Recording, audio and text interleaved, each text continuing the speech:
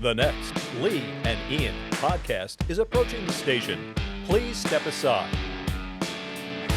And welcome to the Lee and Ian Show. I'm Lee Navlin. And I'm Ian Grotman. The Lee and Ian Show is sponsored by Grodman Law and Mediation. Remember, when it comes to divorce, family first, your children first. Mediation, it's the way to go. Grodman Law and Mediation.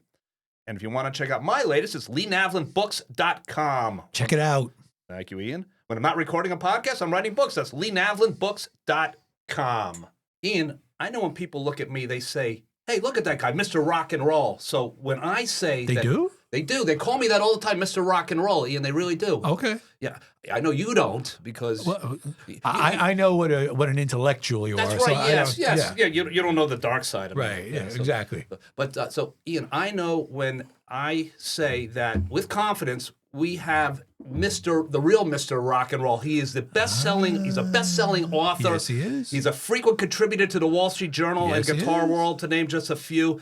Please give it up to, in my opinion, the greatest rock and roll writer alive today, Mr. Alan Paul. Welcome, Alan. Wow, thank you. Alan. What a nice thing to say. Let's just end it here. I'm done. I can only go You downhill. can die now. Alan, thank you Yes. for coming in. Yes, and that's it, Thank ladies you. and gentlemen. No, Alan, I sincerely say that No Way Out, your definitive book on the Allman Brothers Band, I think is the greatest rock book ever written about a rock group.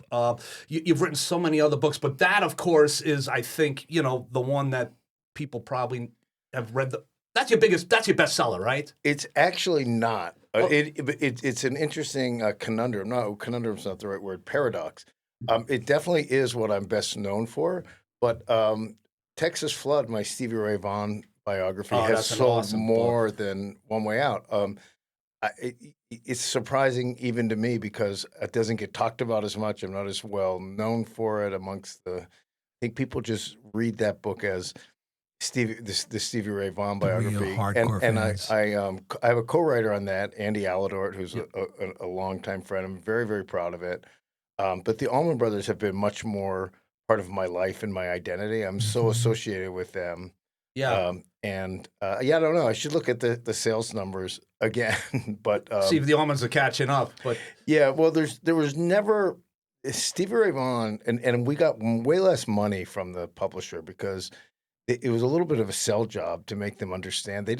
Stevie has been dead since the 90s. I think 19. Well, I should know this off the top of my head, but 1990. Yeah. And his brother Jimmy controls his estate, and for various reasons, I think mostly because it's too emotionally devastating to him, hasn't really done that much with it compared to other deceased As far legends. as the estate and Yeah, so- marketing the estate. And, Yeah, there hasn't been a lot of Now, releases. he was a fabulous Thunderbirds, right? That Yes, was Jimmy and Vaughan. he's still great. He had his 75th birthday the other day. They had a big 75th birthday bash down at Anton's in Texas, in Austin. And Jimmy participated in our book. He wrote a foreword for it. I'm very thankful to him. His cooperation made the book way, way better, and also opened the door to other people to talk to us who would only talk if Jimmy said it was okay. Right. Very good. So I don't want to come off as criticizing Jimmy, but he just hasn't done as much with the estate. So therefore, there hasn't been products, releases. We had a documentary deal that was moving along with a really famous director I was excited to work with, and it got sort of stalled out partly because Jimmy wouldn't grant any music rights. So, Okay. but the flip side of that is, so there was nothing for the publishers to look at and say, oh, this is a guy with this really active fan base. But there was a huge hunger because there hadn't been Right. anything about him, and so Stevie Ray Vaughan fans ate it up, and they still do. I get people buy it every quarter. I can tell you because they get royalty checks. Arguably, Stevie Ray Vaughan could be the greatest rock and roll guitar player that ever lived. I mean, Hendrix, Stevie Ray Vaughan. I mean, Clapton. Here's a question: if Stevie Ray Vaughan had lived, okay, and it was, by the way, it was a helicopter crash moments after a concert. What's he doing today? I'm sure you've thought about this with jam bands, the way the music is changing. You got to tour more, kind of, to make your living. What might Stevie Ray Vaughan be doing today? I mean, it's something I've thought about, too much, with Stevie Ray Vaughan and with Dwayne. Dwayne Allman died when he was 24. Yeah. Wow. And it's completely ridiculous.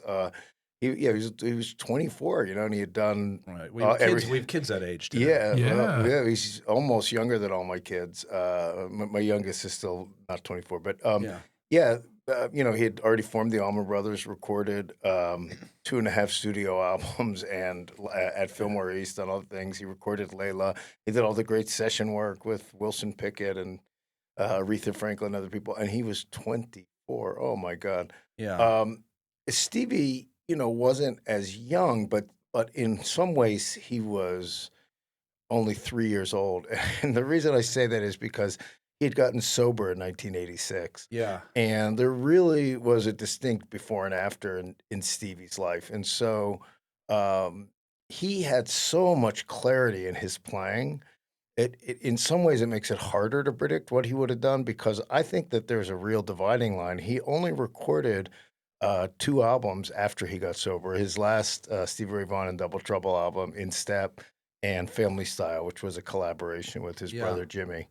And I think if you look at that and you watch some of his live performances after he was sober, there was so much clarity and strength and sort of peace in his playing. And He had taken it to that next level. he had taken it to the next level, but I think he was only beginning to be on that level. Yeah. So that's what, in some ways, makes it even harder to predict. But I think both he and Dwayne, who really are my, those two, and Dickie Betts for me are my favorite guitar players ever, and Hendrix. But just in terms of like the musical style, I just have tended to not listen to Jimmy as much as I love his guitar playing. Yeah. It's just a personal taste thing. Stevie and Dwayne both, they were completely expansive. They weren't limited Right. to what they did. Interestingly, Stevie, on his guest shots, he played like on bluesman A.C. Reed's album. He did stuff with Lonnie Mack, who was one of his heroes. He produced. He performed with Marcia Ball. His playing outside of his band wasn't as extraordinary to me, and that's an interesting. I don't really know why that is. I haven't. But Dwayne lifted everything and everybody he played with when you listen to his studio tracks, and so I think in Dwayne's case, he would have gone on to do a million different things.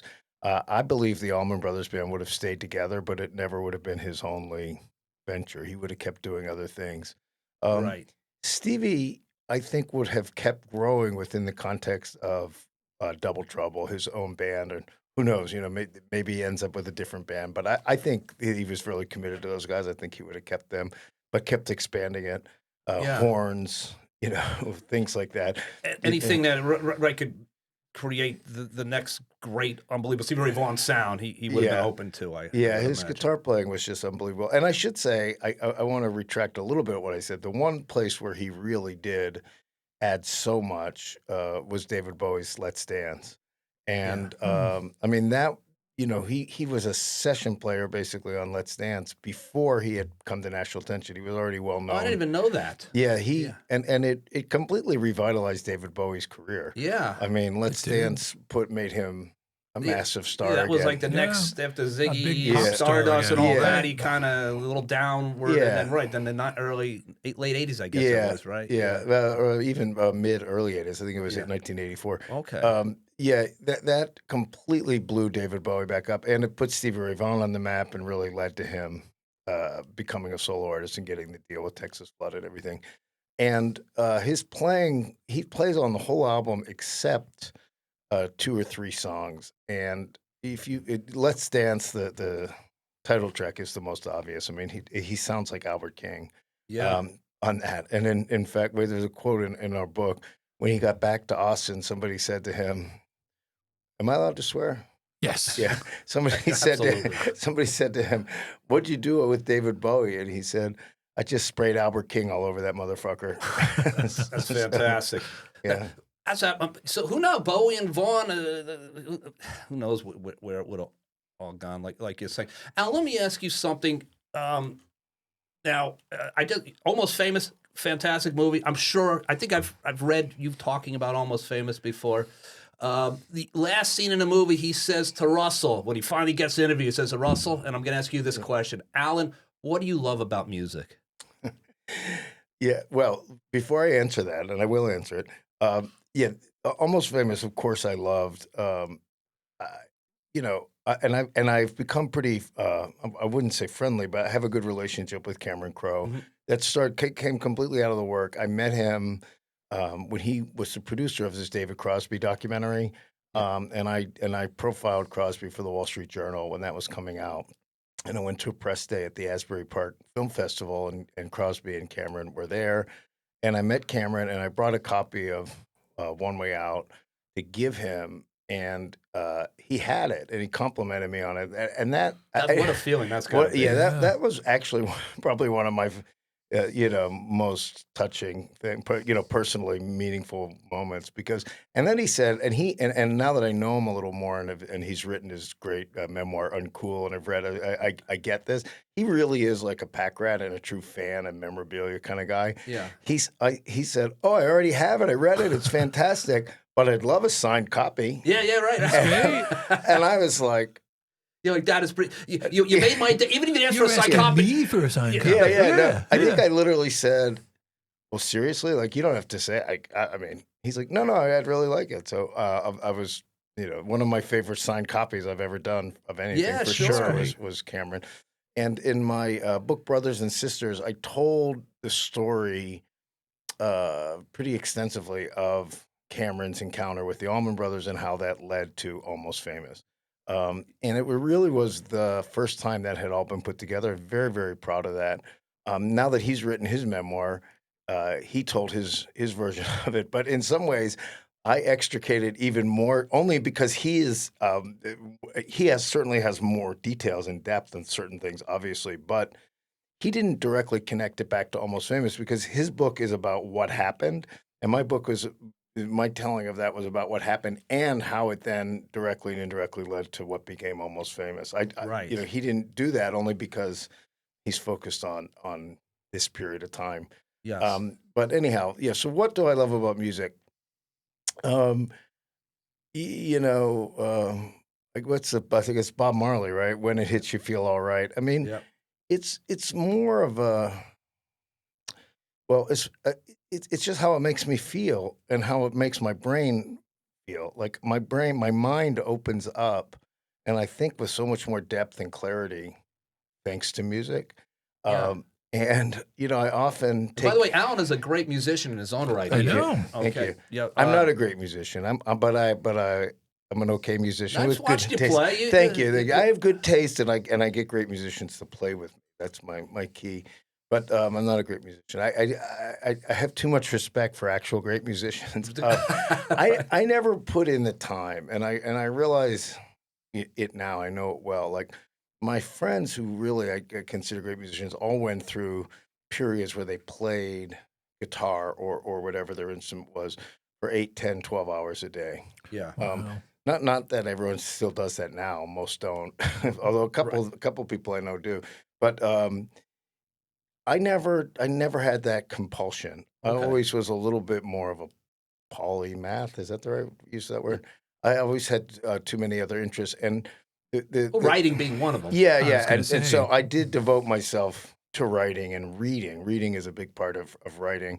Just reading as many writers as I like, and then I think when you're a writer, if you're an author, you start reading books the way like a structural engineer looks at a bridge. Yeah. It's Interesting. like, Yeah. and I do that with music to some extent. And I think for me, what's worked for me, and people who like my writing, I think feel this is while I do view music as a musician, I also I'm pretty good at expressing it as a fan. Yeah. And so I think I can express some musical depth and understanding to people who aren't musicians. Right. And I've realized in some ways it's because I never did become too learned of a musician. I'm a little bit more of an instinct. And I think on some level, at some point, I realized that if I got too schooled as a musician, I might lose that. Um, I, I'm not sure how conscious of a decision it was, but in now that one of the advantages of getting older Yeah. and getting some miles on your wheels is I think you can look back and have if you're insightful and analytical at all, you can look at your own life in the same way with a little bit of clinical detachment that No, yeah, you look at other people's lives, or Absolutely. as an author, I try to analyze someone's emotional and I look at it now and I see a through line and things make sense. Like for me as a writer to be able to get, I know enough music, having played gigs, having written songs, recorded albums, toured, dealt with booking agents, clubs, that side of the tour business. managers, Yes. and recording studios and engineers and all that. It helps me for sure to do better interviews and relate to musicians and be able to hang with them. But but I also retained enough of like, oh my God, I'm on tour. This is cool Right. to be able to express that to fans. And so at some point I realized, especially with the Allman Brothers, because I through a series of relationships and happenstance and my own work and luck and effort and all of the above, because you need all of it. Hard work doesn't do anything without good fortune. Yeah. Good fortune generally doesn't do anything without hard work. I mean, they Somewhere in all, the middle is where it has to all go together. So, but through all that, I did become this sort of Allman Brothers insider. And so at some point, I started to think of myself, I'm like, I am the Lorax, I Yeah. speak for the fans. Yeah. And then on the other way, sometimes I feel like I am the Lorax, I speak for the musicians. Yeah. Because it is a hard life, being a touring musician. People see the romance of it, obviously, because when you go to see a show, you're in the stage and you see people on. Right. You're in the audience. You're looking up and see people on the stage with lights on them, and fans cheering. But everything that happens to get there is really difficult. And You're playing in front of two people. Yeah. You didn't bring enough people to the show. They Yeah. canceled you on the spot. They never had you booked in the first place. The bus breaks up. Right. But that's right. There's a progression, but as it grows, you also get on other issues. You have more responsibility. Then you have to hire a driver. When you hire the driver, you got to make enough money to pay the driver. That's right. You want to have a sax player, you hire the sax player. You got to make it up. So, and you as the band leader are really the last one to get paid. Yeah. And so there's that financial stuff, and then there's also living on the road is hard. It's like very hard. Yeah. I went up last month, I guess, up to an offshoot of sort of the Allman Brothers stuff. I've become sort of close with a bunch of the guys who are in this band, the Toy Factory, Okay. which is Paul Riddle from the original founding drummer of Marshall Tucker Band. Yeah. And he's got this sort of Yeah, all-star you were just there band. last week, Yeah, right? it was There a was couple of weeks ago. Yeah, I but saw yeah, that, yes. yeah. So he's with Charlie Starr from Blackberry Smoke and Marcus King and O'Teal. What, did the Capitol they played? Yeah, they played 2 shows. Yeah, and, I saw you there. because they wanted me to kind of come up and help document it. So I went up. I was only up there for a few days. I stayed in the hotel with them and out near the Capitol. They were rehearsing. I was at the rehearsals. And after just like a couple days living that lifestyle, I was exhausted to come home, Since you're living in this bubble and I drank on a weeknight, which I don't usually do. Not like I was like getting smashed. It's just that a couple of days of like in this bubble, I wasn't exercising. You're eating weird because you're not in the kitchen. You don't control your food. And I was coming home after a few days of that, and I was like, man, I'm wiped out from 3 days of this pretend life on the road. That's not even with any travel or anything, which obviously, travel is travel. So anyhow, it can be a tough life, and it's at least recognized now. And so there's some really great services. There's an organization called Backline that I know some people who started that, to help support musicians, mental health and That's great. physical health. And Sure. but anyhow, I've done enough of all this stuff to have some insight and understanding of it. Yeah. I remember Greg Allman when he was, and you probably even got this out of him, but I remember at the end when he was kind of sick and he had all sorts of stuff going on. He had a liver transplant, I believe, at one point, but he was still on the road, and he said there's no pain on stage. I remember him specifically saying that I might be a wreck getting to, but on stage itself, what makes these rock and rollers tick? I guess. Yeah, it's interesting. I don't think there's one thing. I think everybody's a little different. I think there are some artists who are completely driven to do it, to create the art, to perform. Sometimes it's songwriting, sometimes it's performance. I think Greg was one of those. Greg was somebody who had done it since he was, well, say professionally since he was 16. Yeah.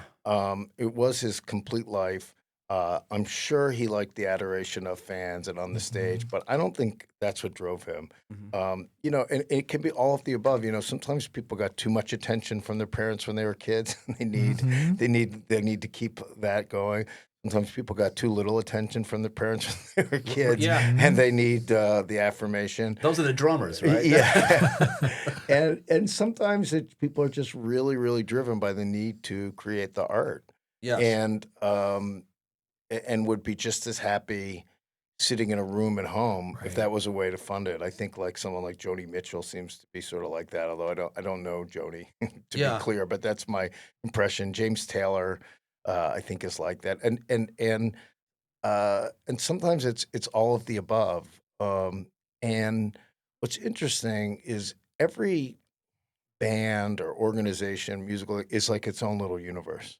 Yeah. And what's interesting is sometimes if you go within that universe, I get in there for a couple of days, and you know it's harder to do that these days. I mean, it used to be like in the in the Cameron Crowe era, when he was a kid writing for Rolling Stone in the early mid '70s, and you know it was like, yeah, come out on the road with us for 4 days. That doesn't really happen anymore.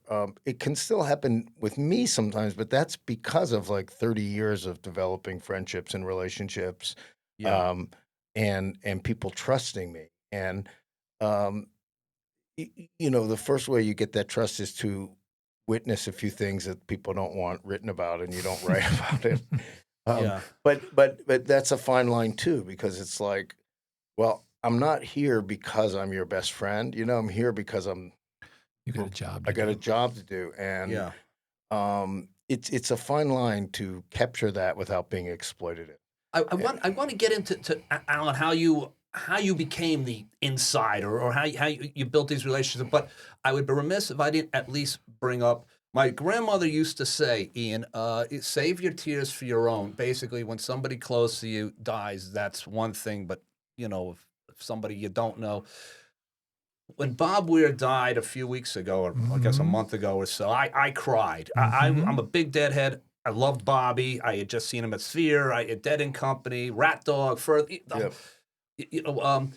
Here's a guy that may hold the record for playing on stage more than anybody in the history of the world. You're playing music. I know you've interviewed him. I know you know him, Alan. Talk a little bit about what made Bob Weir tick. Why he was the ultimate road warrior, and what his loss means to the music. Yeah. Well, gee, Bob, and you know, I will say it can be hard to always be writing obituaries of people that you knew and liked. I mean, I had a good relationship with Bob. He wasn't like, we weren't like buddies. I mean, I didn't have his phone number and text with him regularly or stuff like I do with some people. But I, you know, after he died, I looked in my phone calendar to search, because I was trying to figure out, I was writing an obituary. I wanted to figure out the date of a specific show I had seen, or the year.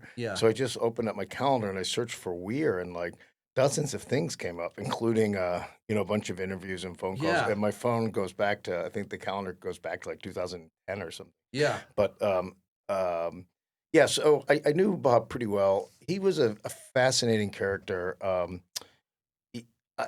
One thing that struck me right away is he used to talk about death and deceased people, including Jerry, with a sort of cavalier attitude. And a cavalier is not the right word. Let me say matter of fact. And you used to say when they checked out. You know, when Jerry checked out. I used to find that fascinating. Exactly. He had two phrases he always used. That was one, when Jerry checked out, or when he left this mortal coil.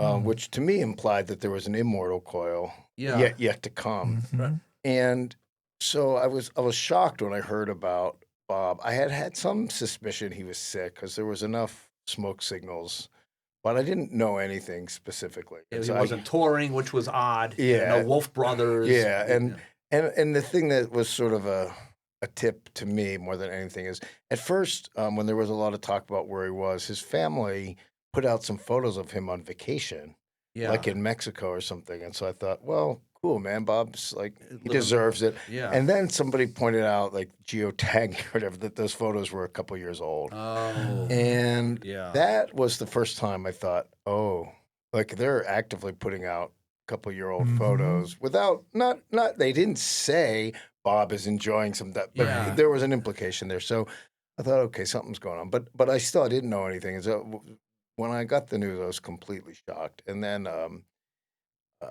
I sprung into action. I got a call almost immediately. I was actually on my way to a friend's house in Montclair when another friend called and told me about it. And by the time I got to my friend's house, I got a phone call basically from Rolling Stone asking if I could write a guitar appreciation. You know, they had like an Yeah. obituary going, but they wanted someone to write about Bob as a guitar player, Yeah. what made him unique. So of course I said yes, and I went home. You know, I had dinner with my friends and went home. I had until like 2 o'clock the next day or something to get it done. And I came home and I was sort of just pulling all my interviews I'd done with Bob because I wanted to just like be thoughtful and see what we had talked about, and Yeah. I'm sure there were things I'd forgotten about and pull things out. And um, it is really helpful to me. I'm lucky, you know. It's hard to write these obituaries of people you care about, but Yeah. it's also an honor, and B, it's easier than crying or processing grief. Yeah. It's like I go immediately into work It's a mode. job, right? It's a job, yeah, Yeah. it's it's also sort of a responsibility. Like I take it really seriously. The only time I ever pre-wrote an obituary, which you know, I mean, the New York Times is famous for having Right. 10,000 obituaries on file or something. I made up that number, but Yeah. you know, Right. Right. it's many thousands. They do if they have many thousands, Yeah. And and they have them ready to go. They're written and ready to go. yeah. That's it. So about Immediately. 10 years ago, the Wall Street Journal, I guess, didn't really have that. They only had a handful of like the Yep. biggies, and they made an effort about 10 years ago to beef that up and have more on file. And I got a call from an editor that said, you know, Greg Allman's been having some health problems, and we're beefing up our, you know, could you write an obituary that we have on file, Yeah. ready to go? And if this happens, well, so I said, yeah, sure, of course. So that was an honor. Yeah. But when I started writing it, Greg was very much alive. It was at least a year, probably 2 years before he passed away. So it's a little troubling internally. It was very hard for me to write about it in past tense. Yeah. And so I didn't. I wrote the whole thing in present tense. Right. And then Add the ED. and When it's- yeah, no, I went back and changed it because I had to send it to him. But I wrote the whole thing in present tense, and then I you know, changed it at the end. Right. Right. Because I couldn't get through the writing without, you know, Right. and Right. Greg is a wonderful keyboard player. Yeah. Right? Greg was a Yeah. wonderful whatever it is. yeah, basically right. And you know, and I guess that's I do feel the emotion of this stuff, and I do care about the people and the personalities, and so I think that people can feel it in my writing, which is probably part of, you know, what people like about it, those who like my writing. But it does sometimes take a toll on me to go there. Like Sure. when I wrote Texas Flood, I had to I kind of skipped Stevie's death, and wrote the whole thing and everything, even the end, and then I doubled back Yes. because that was a very difficult chapter to write. Alan, One Way Out, of course, that's the Allman Brothers book. That I read that book, and I remember how many pages was that? 700, No, 600? no, no. It was a big. It's not that meaty- big. It was But it's more like 400. 400 pages. Yeah. I just remember, and Ian, it seemed like you didn't want the book to end, and I love the fact that I loved every page, but it just seemed like, you know, towards the end, like sometimes writers kind of wrap it up, so I got to go. You didn't kind of do that. You seem you kept, and then you had statistics at the end regarding shows, and you know. Yeah. I mean, when you decide to write, I mean, do you just tell your family, "I'll see you in 6 months"? Well, no, but it's funny. A couple of things. So the first book I wrote was called came out in 2011. It was big in China. It was a memoir about my experiences. And so my youngest kid, was born in 2003. So I guess she was 8 when Yeah. that came out. And my wife has had big corporate jobs, and I've been like the primary caregiver.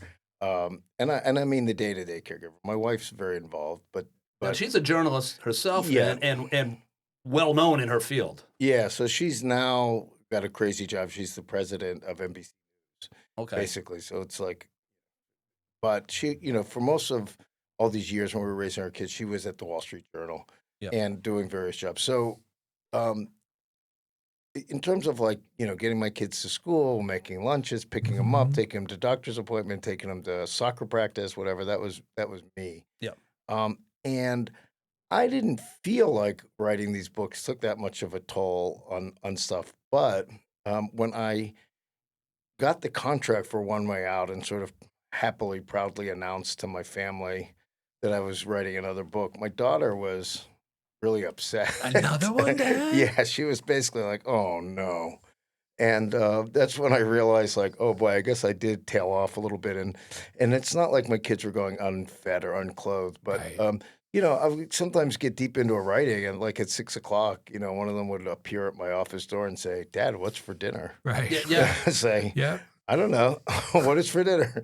Yep. You're 12, go figure it out. Right. Yeah. No, I mean, it's been a challenge to balance that at times, but um, you know, my wife always likes to remind me I don't have a commute. She's Yeah. she's taken the train into Manhattan pretty much every day for our. We've lived in Maplewood for 28 Yeah. years, and pretty much that's been what she's done. So it is lucky to be able to do work from home. Yeah. And so I try to take advantage of that. And But the pressure is intense in writing a book. It's not, I mean, it's not, Yeah. it's not a paycheck until I guess it's done, So that, I mean, I've written books too. I know, Yeah. it's not like, the check came Friday. Yeah. No, Yeah. the check will come when you're finished. Yeah. Hopefully. Yeah. Well, with my books, I generally get it's like a advance. third when I sign it, a third when I turn it Okay, in, all a right. third when it comes out. Yeah. Um, Keep you motivated. and so the last one, the third when it comes out, that money feels kind of easy, Yeah. relatively. Right. Right. The third when you sign and when you turn it in, you're making like 25 cents an hour, even if you're well paid, Right. because When you I put so many hours into Yeah. just whatever preparation I do Yeah. before I get the deal, like to write the proposal and get my head together Yep. on what this is going to be and everything. Yeah. And then I spend, 1 to 2 years, depending on where it's most of the books basically have been about 2 years of writing time. Okay. How much of that is done before I actually sign the deal, has varied from book to book. But I'm working on something now that I can't quite announce yet because I don't have a deal. But it's also Allman Brothers related, and Okay. it's but in a different way. And I'm for a variety of reasons, I'm trying to get my publisher to agree to do it really fast. I want Okay. to. And that I'm going to put pressure on myself to complete it in 6 months. Gotcha. That's my goal. So that's you That's put, fast. That's Yeah. fast. Well, I do have a lot of it done. I mean, I have in terms of total word count, it's probably 25% done now. Okay. And I have a pretty clear vision of where it's going. But Well, if you need an introduction, Ian writes introductions for books. There you go. So, right. Sure. So, Yeah. right. Yeah. Head of the Maplewood Democratic Committee. There we you know go. what? Yes. But he's there for you. Just what you want in a book about the Yeah, Allman yeah. Brothers. Yeah. yeah, well, politics run through everything, and it certainly run through the Allman Brothers. Well, that's story. what I was. That was Yeah. going to be my next question. There When we you go, wrote Jimmy Brothers Carter. and Sisters, the Allman Brothers Band, a good portion of it, and Ian, this is. I need to apologize. I don't think I've been hogging. No, that's I'm you- not very contributing to Yeah. this. Yeah. Well, you will hear. You talk about Jimmy Carter, the Allman Brothers. They had a relationship in 1976. Yep. Yeah. Yeah, so the Allman Brothers manager, Phil Walden, who was also the owner of their record company, Capricorn Records, which is a major conflict of interest, by the way, and I also own their publishing company and their booking agency and their Wow. travel agent Yeah. and their liquor store. I mean, that they shopped at. I mean, it was really like Whatever they need. it was a he- company town. It Yeah. was like a step up from being paid in company script to use at the general store. Yeah. But he was an interesting, powerful guy. He had managed Otis Redding from when he was a kid. He was from Macon, Georgia, and he had a relationship, a real relationship with Jimmy Carter. He had been involved in Democratic politics and done some Mhm. fundraising and whatnot. And when Carter became the governor of Georgia in 1970, he they were already courting the film industry a bit. Which Atlanta ended up becoming this huge film industry Yep. thing. And Phil was of the opinion like the record industry, the music industry, which is already here, really well established, gets no love, gets total short shrift from the state government. And so he established a relationship. And turned out it was really interesting. Carter's chief of staff was from Macon and had been Phil's like high school gym teacher, you Wow. know, Yeah. and he through him did a direct connection to Governor Carter and had meetings and Carter, you know, famously was a music fan. I mean, he legitimately loved. That wasn't fake. That wasn't. And if you look at some of the concerts that he put on when he was in the White House, I mean, he had Muddy Waters there. Yeah. There's great photos of him sitting on sort of the side of the stage on a stool Yeah. watching Muddy Waters band. He had these great jazz concerts with Dizzy Gillespie, and he got up and sang Salt Peanuts with Dizzy Gillespie. I mean, he loved country music. Willie Nelson, Yep. you know, smoked a joint on the roof of the White House Yep. famously. He talked about that.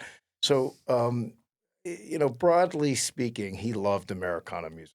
And I mean, not what's known as the genre of Americana per se, but you know, jazz, blues, country. Jimmy Carter legit He loved it. did. Yeah. So he was open to Phil Walden's entreaties, and he came down and he spent a fair amount of time in Macon at Capricorn. There's photos of him sitting in the studio with Dickie Betts when Dickie was recording his solo album Highway Call in 1974. So by the time Carter ran for president, they had an established relationship. It wasn't BS. The Allman Brothers also were aligned with his politics, including Dickie Betts, who's sort of the most well known for being like a hellraiser. He has the Yeah. most redneck image, I guess you could say. So Right, people right. imagine that his politics were probably conservative, Mhm. but they absolutely were not. He Yeah. may have been the most politically liberal of all of Oh, them. that's interesting. Yeah, So but- he's a Southern hippie, basically. Yeah, he was a Southern hippie, 100%. And yeah, he was more Willie Nelson than Yeah. you know. I don't know, but he wasn't a jingoistic right wing guy at all. He Mhm. was very liberal. And I mean, I found a great quote from him talking about Carter, and he said, "Well, before Carter was the governor, Georgia was this place you had to go through to get to Florida." Yeah. and Yeah. and when Carter became president, you know, I mean, governor, I'm sorry, we could have some pride in Georgia. None of the Allman Brothers, by the way, are from Georgia. But they ended up They're there all- because the record company was there. Dickie is from Florida. Yeah. Greg and Dwayne are from Florida. Butch Strux was from Florida. They're mostly from Florida. J-Mo's from Mississippi. Yeah. But and they also and a factor for sure with Phil Walden, and I think with all of them, was that they didn't like that in the rest of the country, being Southern was associated with Right. George Wallace Yeah. and with that kind of racism. Yep. And in fact, in a great interview I got access to and used in Brothers and Sisters, Phil talked about that explicitly. He said, you know, I was in New York. I got in a taxi cab, and the driver heard my accent, and he said to me, "I like the way you take care of them people down there." Ooh. Yeah. And you know, I was picturing like an Archie Bunker kind Yeah, of right, guy. exactly, yeah. I don't think he was explicit about the guy, who the guy was, Yeah, but in your head, that's what you. but yeah, and Phil hated that, and he hated that wherever he went in America, people heard his voice and thought that, Yeah. because Phil, for whatever his flaws, and they were deep, was really ahead of the game on racial reconciliation. You know, he had managed Otis Redding since he was they were both like 17. And all the Allman Brothers were sort of like that, and there were a lot of them. There were a lot of Southern hippies Yeah. and Southern, you know, peace guys, and they didn't like that the representation of the South. Remember, we're talking about 1974, 75. They didn't like that. This is only, you know, like a decade or whatever after the Pettus Bridge, after all Right. that stuff, after Bull Connor, after Yeah. you know, all this stuff was on there. So Carter, they did like him personally, Yeah. but they also really, really wanted a new vision of the South. Mhm. And so it was interesting. I went pretty deep into that in Brothers and Sisters, Yes. but I researched way deeper than what's actually in the book because it was fascinating to me. So I spent a couple of days at the Carter Center Library in Atlanta, which was fun. And I guess, you know, in parallel universe, I could have been like a political guy, Yeah. and I could have been a historian.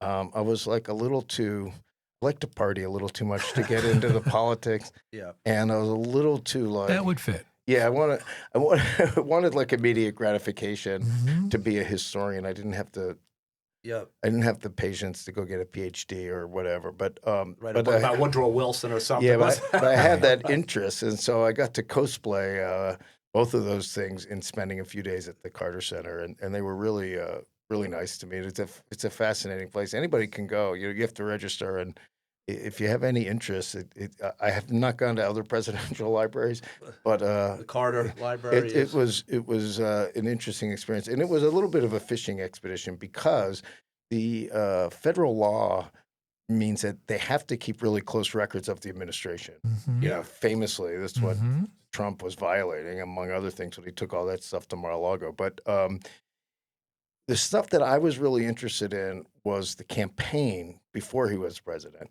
And they are under no federal obligation Right. to keep that stuff, but they do have a ton of it. It's just that it's not as well organized. If Right. you're looking for something, if you're looking for Jimmy Carter policy on Moroccan independence, You can or find like- it pretty you easily. you can Right. look up Moroccan independence, and you'll find Yep. box 27, folder 1 to 8. Yep. It's incredibly well organized. And I did find some stuff in that, but with the campaign stuff, it's more like box 1 to 50, 1976 Ooh. campaign.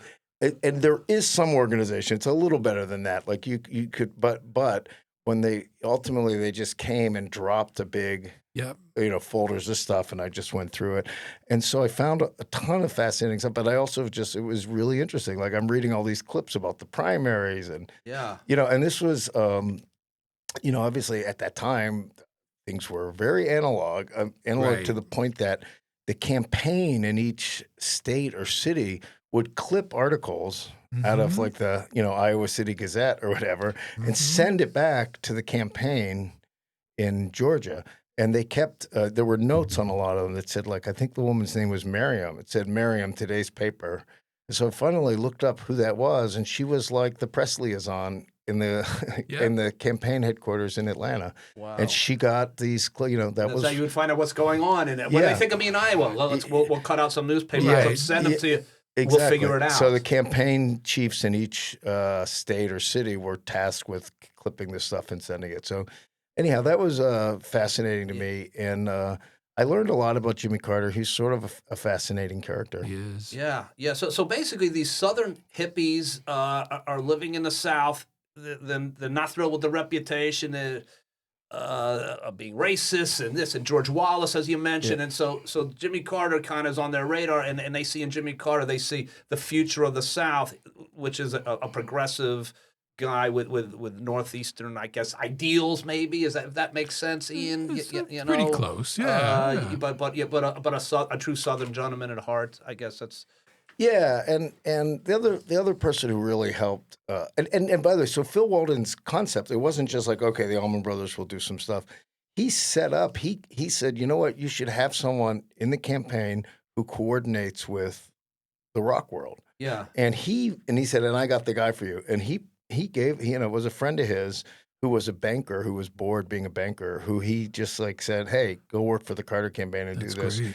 And, they went all over. They did things. They raised a lot of money. Yeah. It was the first post-Watergate Right. campaign. Right. So it was the first time there were restrictions on donations. Yeah. There were no PACs Yeah. really to speak of. I don't think there were at all There weren't at back that then. point. Yeah. So the ability to raise a bunch of money from a concert, and it was the first time they had federal matching funds, which was a way to try to Yeah. equalize. So if you could raise $100,000 from a concert, you'd get $100,000.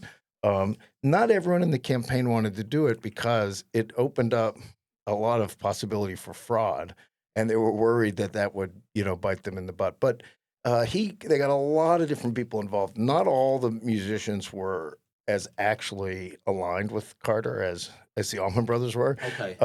But a lot of other people got involved, and they were and Jerry Brown jumped into that election really late. He may have given Carter a run for the money in '76 if he had gotten in earlier. But he was dating Linda Ronstadt at the time. Right. Remember And that, and he was yeah. very close with David Geffen, who was like the king of Los Angeles rock. Yeah. And so they had Jackson Brown and the Eagles and Uh-huh. Linda Ronstadt On on, his- on the Jerry Brown team. Yeah. Um, And Carter had the Allman and Carter Brothers had the Band. Allman Brothers and Marshall Tucker and That's Leonard awesome. Skinner and Oh, a that bunch is- of other That people. is so cool. But I think it was interesting. The other thing I learned in writing this that I didn't know was that '76 was actually the first time that the Democratic nominee came from the primaries. Right. Because before that there were primaries, but not every state even had primaries, That's right. and they were basically chosen at the convention.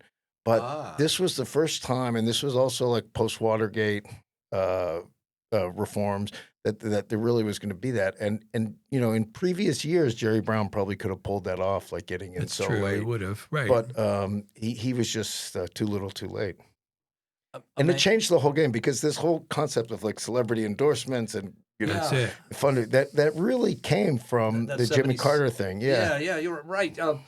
And he was looking for young voters. I mean, obviously, Yeah. the And- next generation of thinkers. I mean, this was following, Vietnam and the Vietnam People who were jaded process by and Vietnam and Watergate and right. and even more, all true. And also, Jimmy Carter's like the rap about him is that he was kind of this nerdy guy in a cardigan. yeah. And so to be associated with, the biggest band in the That's world right. at the time was pretty cool.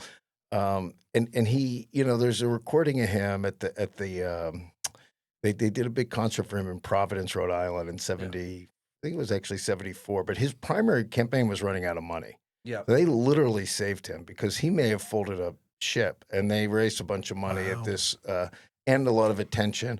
And somebody said to him, "Look, nobody's here to see you. This isn't a political event. Just Right. get on and off the stage." And he came out and he said, "I'm Jimmy Carter. I'm going to be the next president of the United States, and I Yeah. have 4 things to." I think he said, "I have 4 things to say to you. I'm Jimmy Carter. I'm going to be the next president of the United States." I forget what number 3 was, Yeah. and number 4 was, "Please welcome my friends, the Allman Brothers Band." And so it was a very smart way to handle it. And Very so, smart. but there he was on, on the stage, and that got covered in Rolling Stone, and it was picked up. So it was a huge financial and publicity boost for him. My mother listens to all my podcasts, Alan. We were talking about our parents shortly before we went on to air, and she would be very angry and disappointed if I did not bring up Cher and Greg Allman. Okay, she loves Cher. Cher's her favorite. That's it. And Elvis. Cher and Elvis. Greg Allman and Cher. What was that relationship like in your research? Okay, so in One Way Out, I only sort of barely touch on that. But in Brothers and Sisters, because it's in that era, I went pretty deep on it, and I got to understand it better. Their relationship, well, put it this way, Greg was married 7 times. Oh, I didn't realize that. Yeah, the 7th was his wife Shannon, who he married just a couple of months before he died. Okay. But obviously, she had been with him for a while, and she was really his caregiver down the stretch. And so, I can't comment at all on that relationship because that's when Greg was sort of shut down, and I just, I don't have any interviews with him about it or End of to, life. to me or Yeah. otherwise. So I'll only comment on the other 6. His wife prior to that was named Stacy, and I know her well. She's a lovely woman. He was married to her longer than the other 6 combined. That was the one that would be most familiar to anyone as an actual marriage relationship that we think of. She's a very solid person. She's actually now dating Leroy Parnell, so I guess she has a thing for musicians. But Stacey's was great. In interviews with me and with other people that I had access to for writing Brothers and Sisters, I had this incredible cache of interviews he did with Kirk West, who was the Allman Brothers archivist and tour manager and a friend. And he did all these interviews with the guys in the 80s, and he turned them all over to me because it's a long story, but that's the gist of it. In those interviews, he talked about all of his marriages to that point, which I think was probably either 3 or 4. Yeah. And he talks about all of the wives with a sort of callous dismissiveness that could be a little uncomfortable, except for Cher. Except for Cher. Interesting. Their relationship was doomed to failure for a lot of reasons. Yeah. But he really loved her. He really did. That was their feelings were legit. A lot of things about the way they acted and the way things played out were pretty crazy. But I think primarily because in that era, which was basically 1974, 75, Greg was a really hardcore heroin addict Okay. and struggling with it. He was trying, and uh, and Cher, despite everything, despite the fact that she had been, really a star since she was a teenager, Yeah. in this sort of crazy relationship with Sonny Bono, who found her when she was Mhm. like 17, 16. Right. I Yeah. He mean, was a little older. yeah, it was common at the time. Yeah. We have words for that now, Yeah. especially. But she was sort of naive to drug use, Okay. you know, and there was a point where their relationship was sort of starting to blossom, and she finally came to Macon. Mostly the relationship was him going to L.A., and he finally said, "Look, you know, go home, forget about me. Think of this as like a fun little interlude, and get on with your life." That's basically, yeah. And he left where she was staying, and or was gonna leave. Went in his car, and she came out and basically said, "You're a chicken shit asshole." Mm. This is Greg's words. Yeah. Yeah. And Greg used the word chicken shit a lot, so I think probably that was his version of whatever Uh-huh. Cher She's said. probably sick. But Yeah, anyhow, yeah. she said, what I thought we had something here, and he said to her finally, "We do, but you don't understand. I'm an addict." Okay. And he Wow. tried to say, like, this isn't going to work because, and he had been able to, through his, I guess, love for her, willpower, like stay clean a Mhm. little bit when he was out staying with her. He did what's called maintenance use, which is, sort of like how people can wean off of heroin with methadone, Mhm. which is a lower grade Yeah. opioid. Um, Addicts can do maintenance use, which is just doing enough so you never get withdrawal, but Yeah. you're not really high, and so your behavior won't seem. It's almost like a functioning heroin addict. It's a functioning heroin, and there are Yeah. people who are able to do that. I mean, heroin addiction in and of itself, by the way, it isn't there are people in other cultures where you're able to like get government heroin who are functioning heroin addicts because but the addiction becomes so physically powerful that Right. people destroy their lives Right. because all they need to get it. And so they spend their whole lives trying to get it. Well, Greg went through a period where to keep his thing going with hair, he was able to slow himself down to being a functional Okay. addict and just use enough to not withdraw, but not. And finally, he said she had no idea. So when I told her she was a Huh. heroin addict, she said, "Oh, that's all. Well, we can take care of that.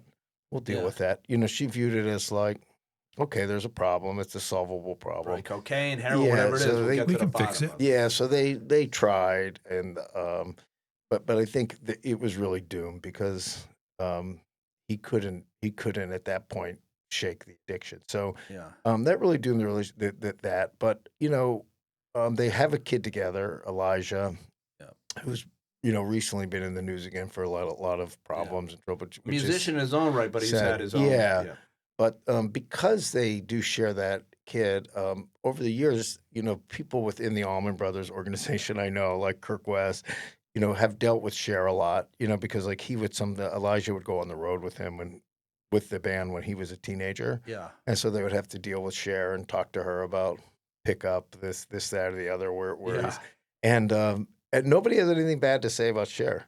I mean, Yeah. she's really seems to be a very nice woman Right. who treats people well. Yeah. She doesn't throw her weight around. I mean, I'm really everybody I know who's dealt with Cher.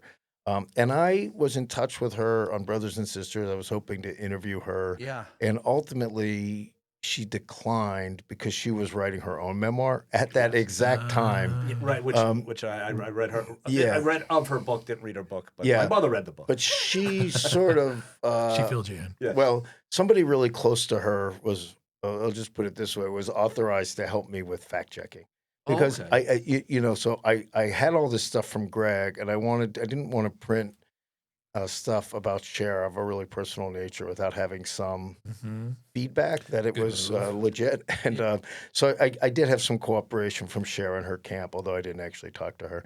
So I'm comfortable and confident that the sections on Cher and Greg's relationship in the book are accurate.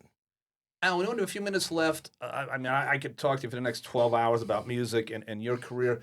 But let's Big in China. Okay, that was your first book. That was based on your band in China. You went to China with your wife. She had an opportunity there, and you said, I'm going to play a little bit of music and do my writings. You end up getting into a band, becomes pretty big in China. You Yeah. end up touring all over the country. You wrote a book about it. Is it going to be? I know years ago they were talking about a movie. Yeah. It's very hard to get.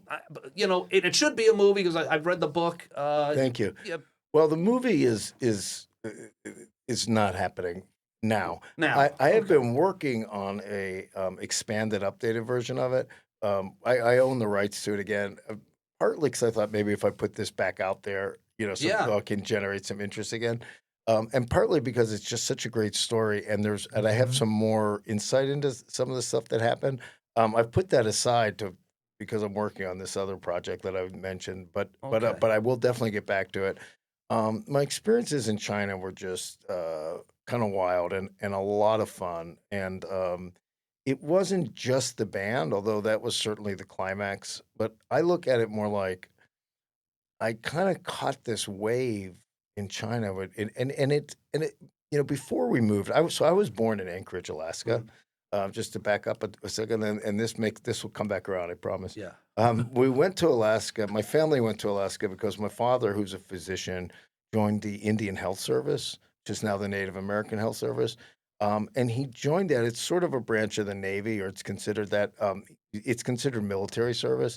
And he joined it because he was getting worried about being drafted. He didn't want to go to Vietnam. I think it actually even started before that. He had signed up to potentially with the Berlin airlift was the first thing that prompted him. They were starting to take doctors. So my parents moved to Sitka, Alaska. They lived on a naval base in Sitka for 2 years where he did his service.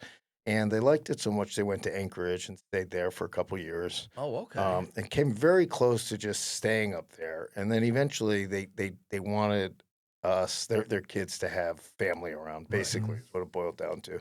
And they felt like all their friends up there were really isolated. Most of them were totally disaffected from their parents and families, and that's why they were there, sort of. Yeah. And they loved the lifestyle there. But when we first had this opportunity to go to China, we were trying to figure out what to do, and we were leaning towards going, but it was a little bit hard to like wrap our head around. And I was with my parents, and I remember my father said I was skiing with him actually, and I was on a chairlift, and he said to me, going to Alaska changed our lives, and in many ways has defined our whole last 40 years, and in ways that I never could have anticipated when I was doing it for a pragmatic reason. Right. And my feeling is that will end up being the case for you, and you just can't say no to an opportunity. Right. And So China would be your dad's Alaska. yeah, and I think about that conversation often because it's been 20 years since more than 20 years since we went to China left for China, and it really did define our lives in a lot of ways. It changed the trajectory of my life a lot. I mean, just even my career. I mean, before we went, I was pretty successful freelance writer, but I was mostly known as the guy from Guitar World. Okay. Yeah. Right. you right, know, Yeah. and Slam. I have a whole second side career doing basketball writing. So I was the guy from Guitar World and Slam, and Talking about Eddie Van Halen and Dr. J. Yeah. Yeah. Greg Allman and Dr. J, even more, but yeah, it was a wacky life. It was a great life, but it was sort of coming to an end because being able to support yourself at freelance writing, I could see the writing on the wall for a variety of reasons already, and I wasn't a gigging musician. I mean, I obviously I played guitar and I played a fair amount. And I played at parties. I sat in with friends' bands. It's not like I had never been on stage. Okay. But I had never had my own band. I had never been a touring musician for sure. Yeah. And all these opportunities that happened, and then world opened up. I started writing a column about living as an expat for the Wall Street Journal. That's how I ended up sort of doing a lot of writing for them.